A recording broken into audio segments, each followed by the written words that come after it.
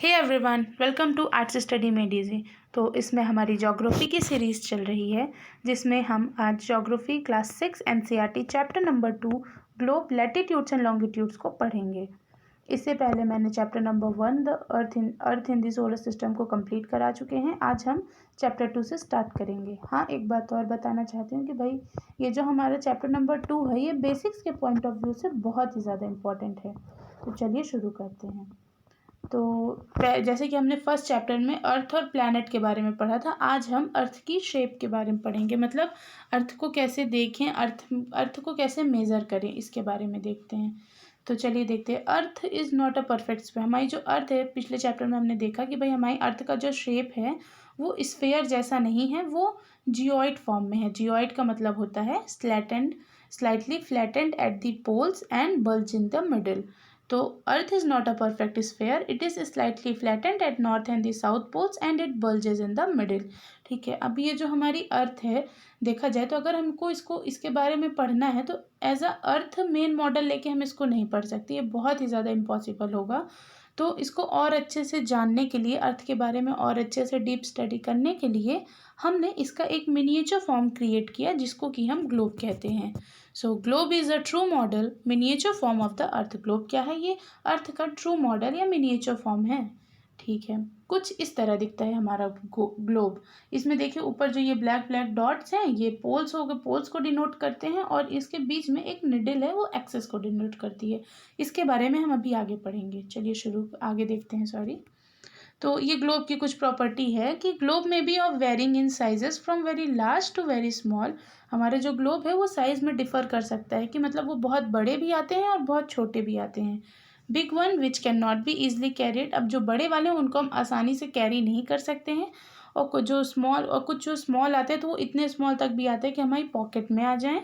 और globes like balloons which can be inflated and are handy and carried with ease. और globe balloon के type में भी आते हैं, जिनको हम आसानी से इन्फ्लेट करके, और हैंडी भी होते हैं, ईज़ के साथ हम उनको कैरी कर सकते हैं, बहुत ही आसानी से सुविधा के साथ उनको रख सकते हैं। तो यहाँ पे ग्लोब के साइज़ के बारे में बताया। अब बता रहे भाई, the globe is not fixed, it can be rotated the same way as the earth rotate. तो हमारा जो ग्लोब है वो फिक्स नहीं है, कि मतलब एकदम फिक्स है, वो उसको आसानी से हम रोटेट कर सकते हैं।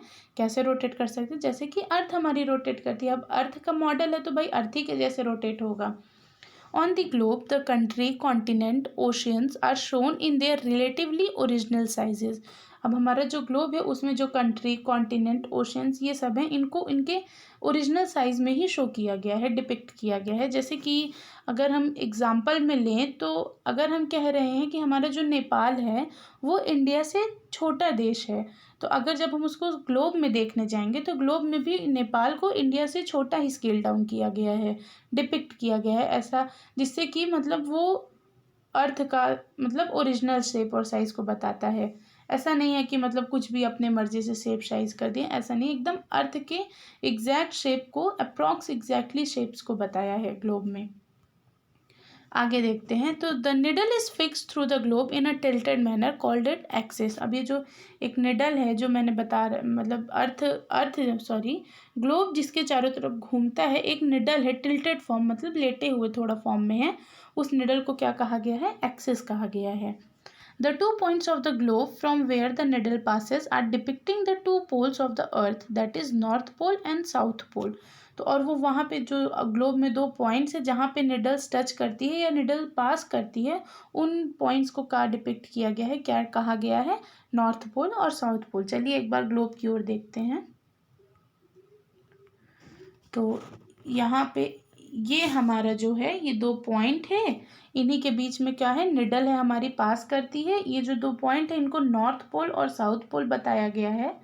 ये नॉर्थ पोल और ये साउथ पोल बताया गया है, और इन्हीं के बीच में एक एक्सिस है जिसके चारों तरफ हमारा ग्लोब रिवॉल्व करता है। ठीक है, चलिए अब देखते हैं। अच्छा, हम ये एक्सिस और बाकी सब चीज़ों के बारे में पढ़ क्यों रहे हैं? तो ऐसा इसलिए है कि भाई अब देखिए अर्थ है, अब अर्थ में अगर हमको कोई एक प्लेस को डिनोट करना होगा कि ये प्लेस है कहाँ या कुछ भी, तो इनके लिए हमें कुछ लाइन ऑफ रेफरेंसेस की ज़रूरत पड़ती है, तो उसी में हम ये एक्सिस से स्टार्ट कर रहे हैं। आगे और भी लाइन्स आएंगी तो उनके बारे में फिर हम डिस्कस करेंगे। तो चलिए अब पढ़ते हैं थोड़ा एक्सिस के बारे में कि एक्सिस है क्या, ये होता क्या है।